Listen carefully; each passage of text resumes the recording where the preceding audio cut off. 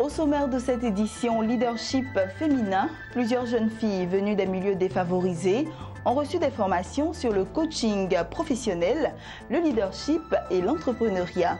Et puis au Bénin, la Banque islamique de développement va financer la construction de 2 nouvelles universités à hauteur de 170 millions de dollars. Bonsoir à tous, merci de vous informer sur Business 24 Africa.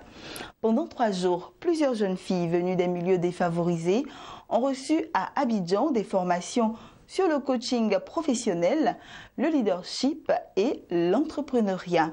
Cette initiative est de Ayman Women qui vise à accompagner les jeunes filles à jouer les premiers rôles dans la société. La rencontre a pris fin le samedi dernier avec quelques conseils pratiques des femmes leaders issues de divers secteurs d'activité. Lawani Babatunde nous en dit plus. Fini le complexe d'infériorité. De plus en plus, les femmes aspirent à jouer les premiers rôles dans la société. Ces jeunes filles, issues en grande partie des quartiers défavorisés d'Abidjan, reçoivent des conseils indispensables pour être des principaux acteurs dans leur famille et leur milieu professionnel. Elles ont passé 3 jours à apprendre le leadership, l'estime de soi, l'entrepreneuriat à travers un forum autour du thème modèle, mentorat et coaching, bien s'entourer pour mieux réussir. Le message il est simple et tient certainement en quelques mots. C'est de croire en leurs capacités, de croire en elles-mêmes, de croire qu'elles ont le potentiel nécessaire pour viser l'excellence. Je crois beaucoup en l'humilité. En l'humilité, l'écoute. Il faut écouter les gens qui parlent, tout le monde, que ce soit des parents, des enfants. Il faut comprendre son environnement. Il y a aussi la curiosité. Il faut apprendre à faire des recherches, à savoir comment le monde fonctionne. Il y a l'intégrité. Il faut être intègre, il faut avoir des valeurs et comprendre même ces valeurs-là pour pouvoir les appliquer dans la vie de tous les jours parce qu'il y a toujours des défis, il y a toujours des tentations auxquelles on ne s'attend jamais. Je les encourage à suivre ce chemin d'excellence, ce chemin de persévérance pour qu'elles deviennent les leaders de demain. Avec leur capacité intrinsèque et avec la volonté et la discipline, elles peuvent accomplir ce qu'elles ont envie d'accomplir dans la vie. Elles peuvent aller là où elles veulent aller. Il suffit juste d'y croire et surtout de trouver un ou des bons mentors pour les accompagner dans ce parcours. Elles sont vraiment sur la bonne voie, mais il faut les bousculer davantage pour qu'elles fassent sortir le meilleur d'elles-mêmes parce qu'elles ont le potentiel pour cela. Attentives à tous ces conseils de leurs aînés, ces jeunes filles comptent en faire des valeurs pour affirmer leur potentialité dans la société. Elles espèrent partager dans quelques années leur expérience avec leurs cadettes. Même si nous sommes des filles, on ne doit pas se dire que y a des métiers qui sont faits seulement pour les hommes. On peut aussi y parvenir, on peut accéder à différents postes. Seulement que c'est la volonté d'abord et puis la confiance en soi. Nous devons avoir l'estime de soi-même, confiance en soi, ne pas avoir honte, partager et être aussi responsable. Ce n'est pas seulement des garçons qui peuvent faire des métiers durs, les filles aussi peuvent faire des métiers.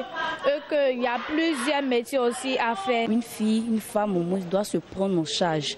Une femme doit voir les réalités de la vie. Elle doit travailler pour avoir son gain elle-même, pour avoir son pain demain, afin que demain elle-même soit fière d'elle. Il faut que nous-mêmes, nous prenions l'initiative d'atteindre nos objectifs.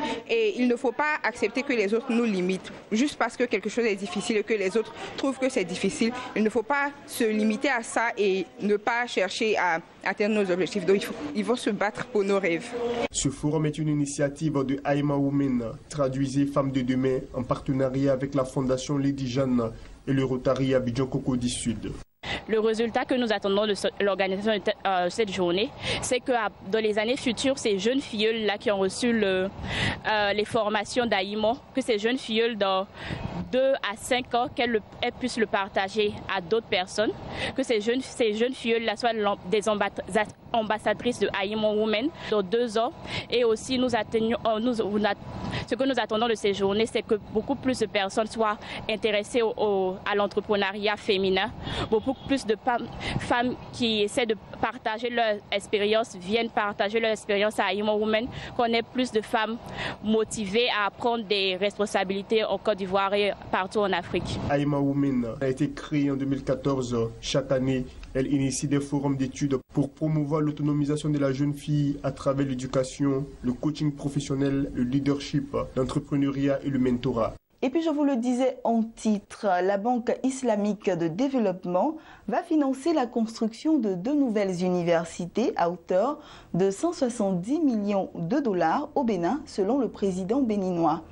Martin Augoussan, directeur de la programmation et de la prospective au ministère béninois de l'enseignement supérieur, a précisé à cette occasion que des partenaires financiers sont intéressés par la construction des différentes autres universités, citant notamment le cas de la Banque arabe pour le développement économique en Afrique, qui va financer la construction de l'université de Lokossa à hauteur de 4,5 milliards de francs CFA.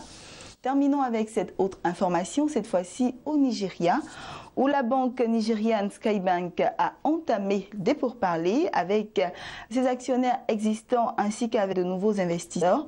Environ 30 milliards de naira, environ 150,75 millions de dollars avant la fin 2015 pour renforcer sa base de capital, selon le directeur général de l'établissement. Il a également déclaré que la Banque centrale du Nigeria est en train de restructurer 27 milliards de naira de prêts accordés par Skybank à des États fédéraux nigérians pour porter leur maturité à 20 ans. Cet allongement des maturités des prêts devrait aider les États nigérians dont la dette globale s'élève à 658 milliards de naira, environ 3,3 milliards de dollars, à alléger leurs charges de remboursement à l'heure où les recettes provenant des exportations de brut ont gravement chuté. Merci de vous informer sur Business 24 Africain. Je vous dis à très bientôt.